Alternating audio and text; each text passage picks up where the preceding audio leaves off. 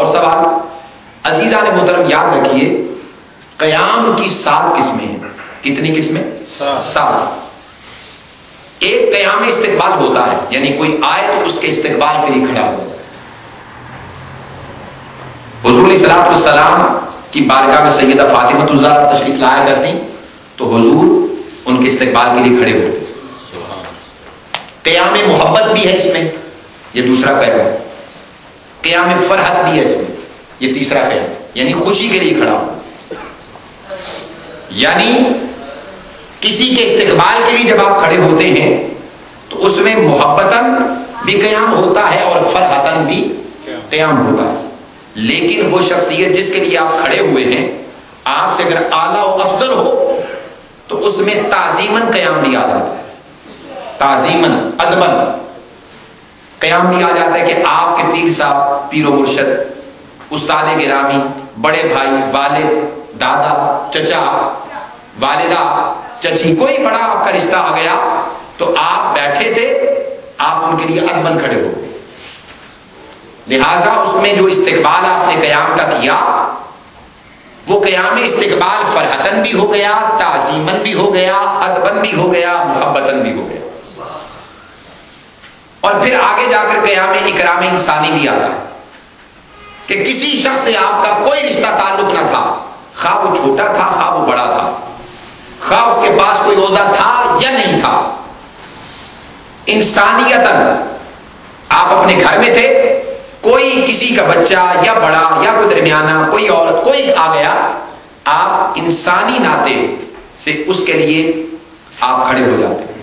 اس میں ادباً بھی سلسلہ آ گیا، احتراماً بھی آ گیا، تعظیماً بھی آ گیا، تکریماً بھی آ گیا، محبتاً بھی آ گیا، سارے اس میں آ گئے. پھر ایک قیام ہوتا ہے قیام سلام، کہ کوئی آیا آپ اس سے کھڑے ہو کر ملتے ہیں، السلام علیکم. پھر ایک آخری ہوتا ہے قیام ذکر. قیام ذکر یعنی کوئی بندہ بیٹھا تھا، مجلس بپا تھی، لوگ ارد گرد جمع تھے، کسی کا تذکرہ ہو نکلا یا کوئی بندہ کسی کی بات سنانے لگا تو دور بیٹھے بندے نے کہا بھائی آواز نہیں آ رہی یا آپ نظر نہیں آ رہے تو ذرا کھڑے ہو کر یہ بات سنا دیں، یہ تذکرہ ذرا کھڑے ہو کر دیں. اسے کہتے ہیں قیام ذکر. تو کتنے قیام ہوئے؟ 7 قسم کے، جس کو صاحبان اصول نے بیان کیا. کتنے قیام ہوئے؟ 7.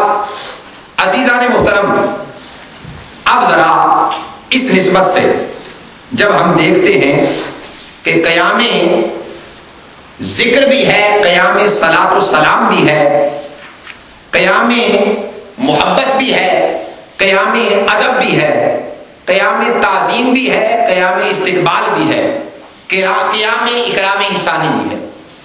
کیا نبی اکرم صلی اللہ علیہ وآلہ وسلم کی نسبت اس قسم کے قیام ہمیں ملتے ہیں؟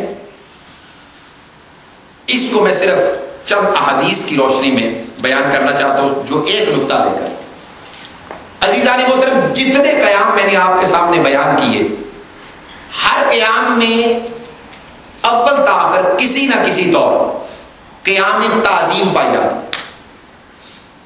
خواہ وہ استقبال ہو، خواہ وہ اکرام انسانی ہو، خواہ وہ قیام فرحت و محبت و ادب ہو، خواہ وہ قیام فرحت و ذکر ہو، خواہ وہ قیام سلام ہو، کسی نہ کسی طور تعظیم پائی جاتی ہے.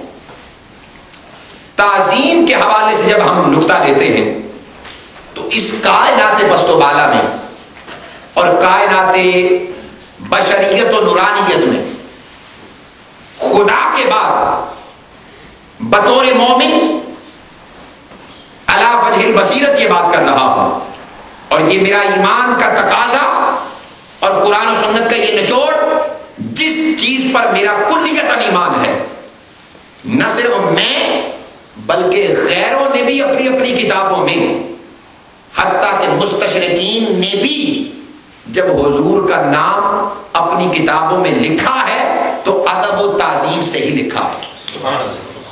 تعظیم و ادب کی جب بات کرتے میں تاجدار کائنات سے بڑھ کر خدا کے بعد ہماری نظر میں بطور مومن کسی ہستی کی تعظیم و تکریم نہ ہے اور نہ ہوگی، نہ ہے نہ ہوگی۔ اب جب سلام کی باری آتی ہے تو اس میں قیام کیا جاتا ہے، تو یہ قیام جو سلام میں کیا جاتا ہے یاد رکھیے یہ تعظیماً ہوتا ہے، یہ تعظیماً ہوتا ہے، ادباً ہوتا ہے، فرحتاً ہوتا ہے، تعظیماً ہوتا ہے، تکریماً ہوتا ہے، اکرام انسانی کے طور پر بھی لیا جائے تو مصطفیٰ سے بڑھ کر کائنات میں خیر البشر کوئی نہیں ہے۔ قیام سلام بھی لیا جائے تو مصطفیٰ سے بڑھ کر سلام کا حقدار کائنات پست و بالا میں کوئی نہیں ہے۔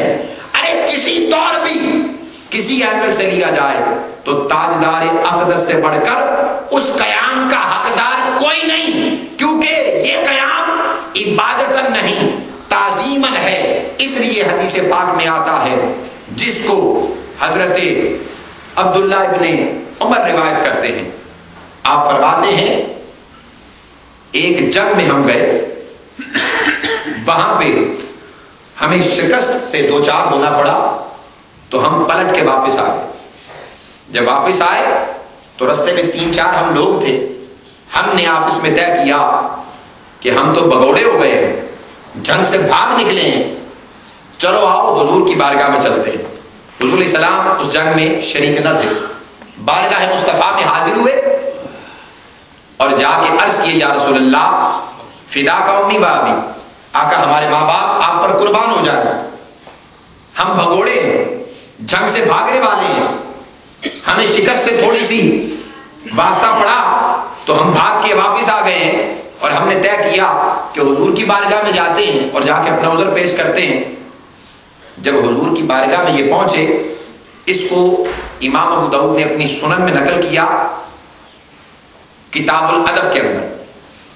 وہ کہتے ہیں جب ہم نے حضور سے آ کے عرض کیا کہ یا رسول اللہ نحن عقارون، ہم بگوڑے ہیں، حضور نے فرمایا لا بل انتم العقارون، تم بگوڑے نہیں ہو، تم بگوڑے نہیں ہو، تم پلٹ کے دوبارہ حملہ کرنے والے ہو، پلٹ کے دوبارہ حملہ کرنے والے ہو۔